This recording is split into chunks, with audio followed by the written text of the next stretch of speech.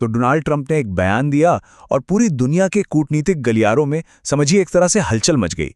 और इस बयान ने एक बहुत बड़ा सवाल खड़ा कर दिया है जिस पर आज हम बात करने वाले हैं।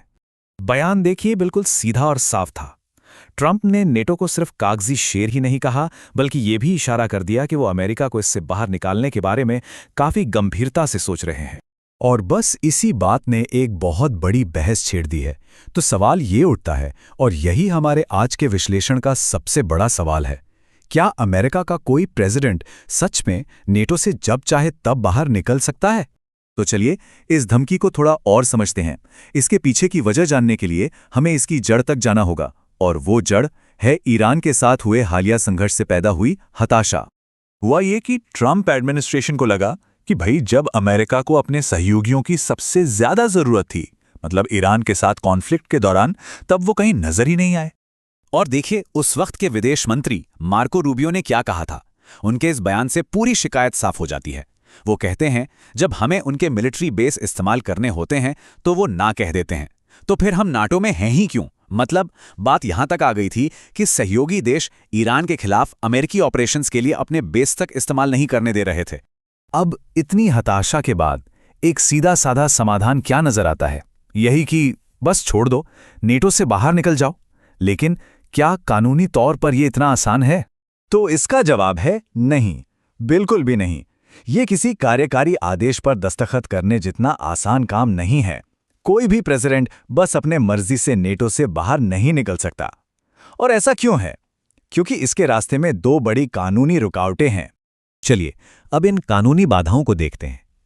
ये दो बड़ी रुकावटें हैं जो एक तरफा वापसी, मतलब अकेले फैसला लेकर बाहर निकलने से रोकती हैं, और ये किसी भी प्रेसिडेंट के हाथ एक तरह से बांध देती हैं।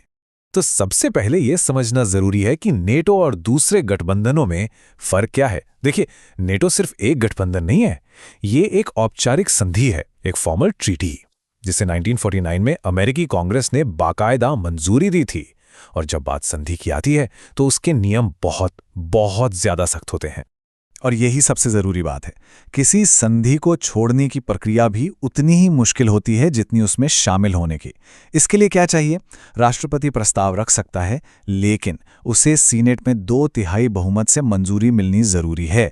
और ये राजनीतिक तौर पर एक बहुत बहुत बड़ा पहाड़ है चढ़ने के लिए। लेकिन रुकिए, कहानी यही खत्म नहीं होती।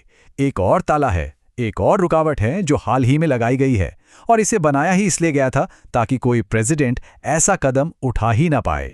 ये है राष्ट्रीय रक्षा प्राधिकरण अधिनियम या NDAA ऑफ 2024।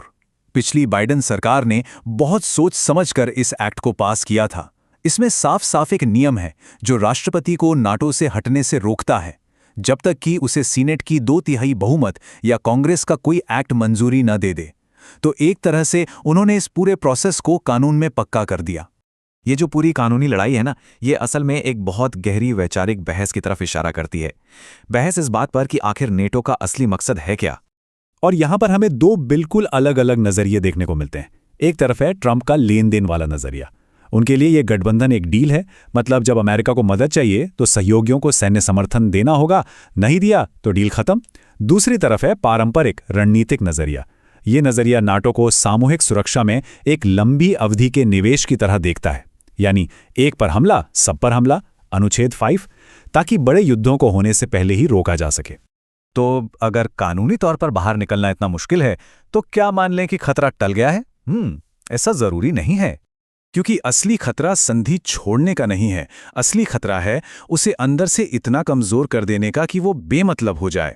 एक राष्ट्रपति जो औपचारिक तरीके से बाहर नहीं निकल सकता, वो ऐसे कई कदम उठा सकता है जो इस गठबंधन को सच में, हकीकत में एक कागजी शेर बना दे। और ये कैसे हो सकता है? यूरोप में जो अमेरिकी सैनिक तैनात हैं, उन्हें वापस बुला लिया जाए। जो संयुक्त सैन्य अभ्यास होते हैं, उनमें अमेरिका हिस्सा लेना बंद कर दे। नाटो अभियानों के लिए जो अमेरिकी फंडिंग है, उसे रोक दी जाए। या फिर कूटनीतिक स्तर पर इतने मतभेद पैदा कर दिए जाएं कि दूसरे देश खुद ही छोड़ने की सोचने लगें। ये सब ऐसे कदम हैं जो संगठन के सैन्य और राजनीतिक दोनों आधारों को बिल्कुल खोखला कर सकते हैं। तो आखिर में सवाल सिर्फ ये नहीं है कि क्या अमेरिका नेटो छोड़ेगा।